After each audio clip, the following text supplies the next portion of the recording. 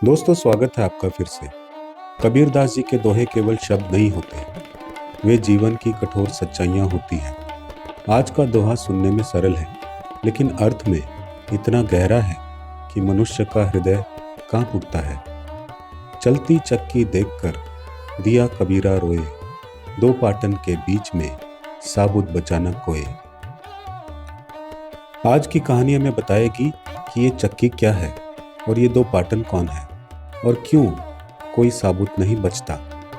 एक गांव था, शांत, साधारण, हरियाली से भरा। उस गांव में एक वृद्ध कारीगर रहता था, हरिदास। हरिदास रोज सुबह पत्थर की चक्की चलाता था। ऊपर का पार्ट घूमता, नीचे का पार्ट स्थिर रहता और बीच में गेहूं पिस जाते।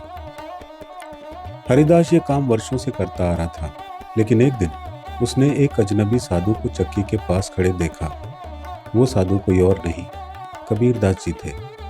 हरिदास ने देखा, कबीर दास चक्की को बहुत ध्यान से देख रहे थे। उनकी आंखें नम हो गई और अचानक उनके आंसू बहने लगे। हरिदास घबरा गया। महात्मा, ये तो रोज चलने वाली चक्की है, इसमें रोने जैसा क्या है? कबीर दास जी ने गहरी सांस ली और बोले, हरिदास, मैं इस चक्की में पूरा संसार देख रहा हूँ। कबीर बोले, देखो इस चक्की को, इसके दो पार्ट हैं, एक ऊपर एक नीचे, और बीच में जो आता है वो टूटे बिना नहीं बचता। यही हाल मनुष्य का है। हरिदास ने पूछा, कैसे महात्मा? कबीर दास बोले, मनुष्य जन्म और मृत्यु के दो पार्ट के बीच पिस रहा है, और अमीर हो, गरीब हो, राजा हो, कोई भिखारी हो, सब इसी चक्की में है। कबीर आगे बोले, एक पार्ट है इच्छा, दूसरा पार्ट है समय। इच्छाएं ऊपर से दबाती हैं और समय नीचे से पीसता है।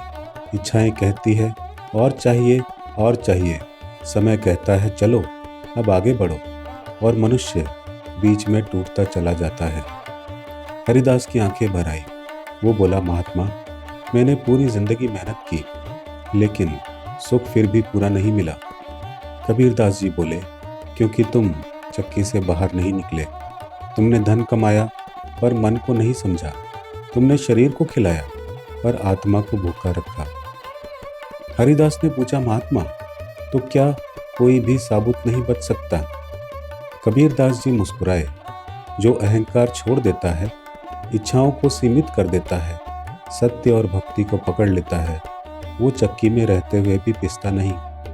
वो जान लेता है कि ये संसार अस्थायी है। वो कर्म करता है पर आसक्ति नहीं रखता। आज की चक्की और भी तेज चल रही है। नौकरी का दबाव, पैसा, प्रतिष्ठा, तुलना, भय, प्रतिस्पर्धा। एक पार्ट है भविष्य की चिंता, दूसरा पार्ट है बीते कल का पछतावा। और आज का मनुष्य इन दोनों के बीच शांत नहीं रह पाता। इसलिए कबीर रोए थे।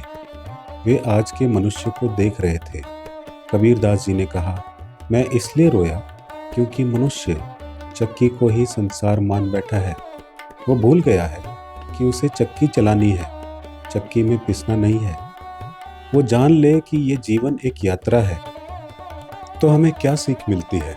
कहानी से हमें सीख मिलती है, यहाँ सब कुछ अस्थायी है। इच्छाएं और समय मनुष्य को पीसते हैं।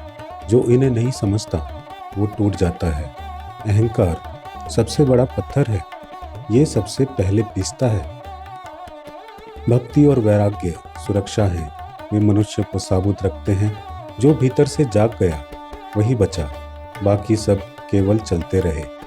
कबीर दास जी का ये दोहा हमें डराने के लिए नहीं है, जगाने के लिए है। दो पाटन के बीच में साबुत बचा न कोई। इसका अर्थ ये नहीं कि बचा नहीं जा सकता, बल्कि ये है, जो समझ गया वही बच गया। दोस्तों, आप चक्की में हैं या चक्की से ऊपर, यह निर्णय आपके हाथ में है। अगर ये कथा आपके मन को छू गई हो तो लाइक करें, शेयर करें, और ऐसी ही जीवन सत्य कहानियों के लिए चैनल को सब्सक्राइब करना ना भूलिएगा। जय कबीर, सत्य बोलो, सरल रहो।